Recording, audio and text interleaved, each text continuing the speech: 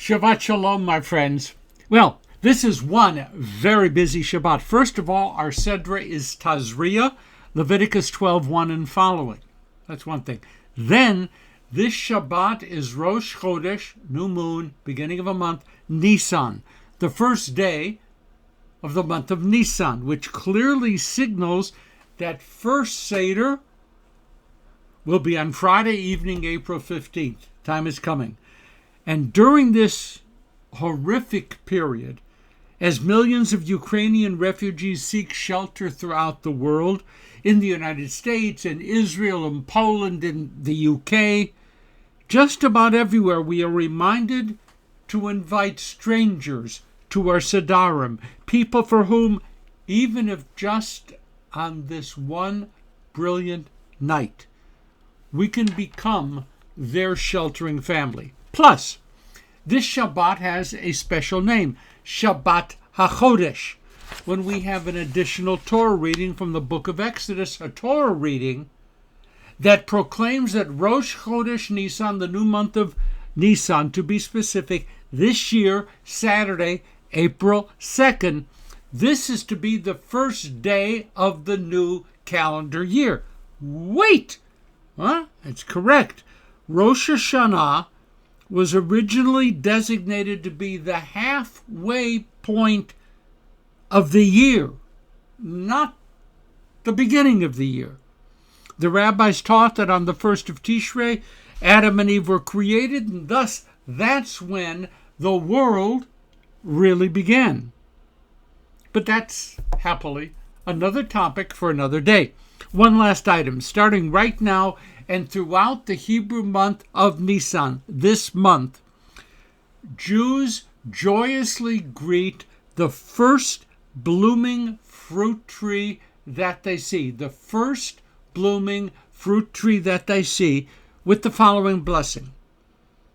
Blessed are you, eternal God, ruler of the universe, who has left nothing lacking in our world, and who has created within it goodly creatures and goodly trees, with which God gives pleasure to humankind. Amen.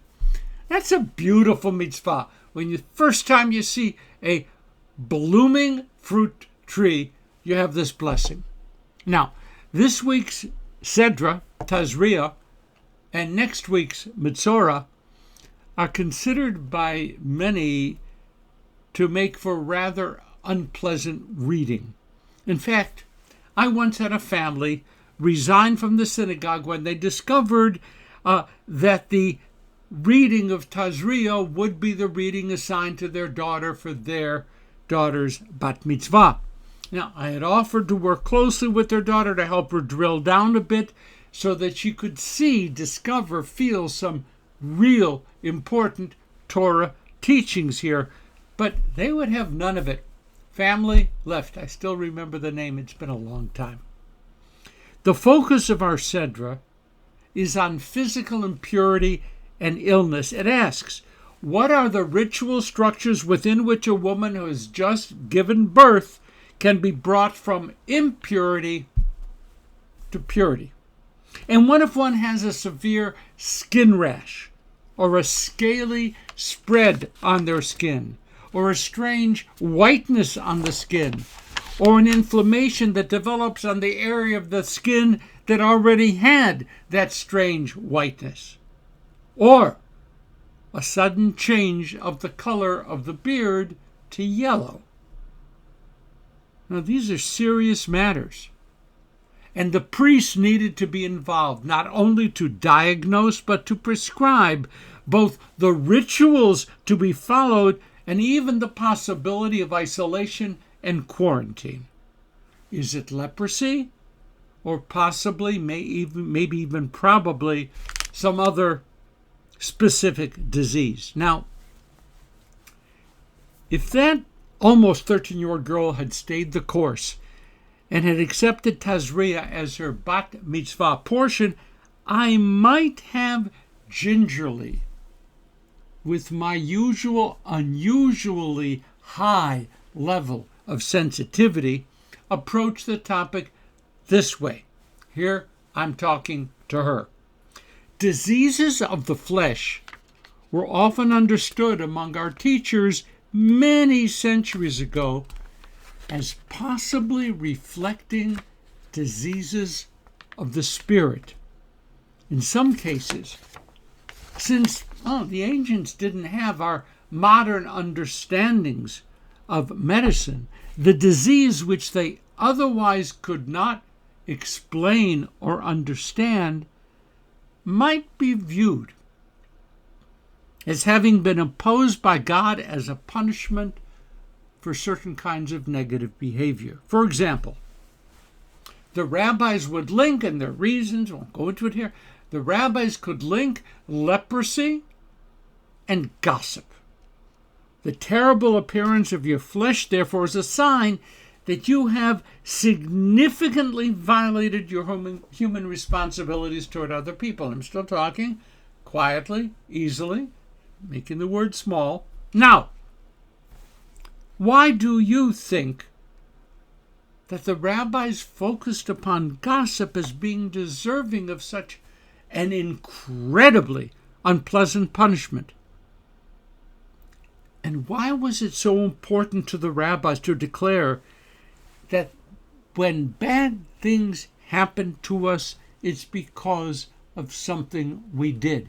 At this point, calmly, I would break, take a deep breath, and give the youngster a chance to process. Do you know of anyone, kids or adults, who has had something really unpleasant happen to them recently? Maybe a friend or family member who was in a horrible car accident, or maybe someone young and otherwise obviously healthy who died because of COVID, or who was diagnosed with a life-threatening disease. Sitting where you're sitting right now, many, many people have come to talk with me to help them understand why that terrible thing had happened in their lives. People usually wanted two things from me. Do you know what it was? They wanted two things from me. They wanted clarity as to why such an event occurred, and then they wanted to know what they could do to find healing or at least some relief from pain. Now, that's the end of that part of the conversation. This conversation with the 12-year-old would not be easy, probably should be extended across 2 sessions, 2 meetings with me. I would try to help her see why both isTazria and next week's Metzora, why they were written. Why the human search for meaning behind pain and loss, why that human search is universal. I think, assuming that the vibes were reasonably positive, then I might have tried to make our conversation a bit more personal. Now, we've been talking here about some very obvious, very visible disruptions in our lives, right? You know what we're talking about. Talking about physical pain, illness, even, God forbid, loss of family members or friends. We human beings want explanations. We want to know the pathway that we should take toward happiness. But not every problem that we have is so very out there, so visible, so obvious. Sometimes we feel pain regarding things that others don't really understand, and maybe they don't even know about in terms of how we are doing. Help me. What do you think? What might some of those things be? These other problems that are not so obvious and not so visible, what might they be? Let's turn to the next tape and we'll finish this up. Thank you very much. isTazria number 2 coming up.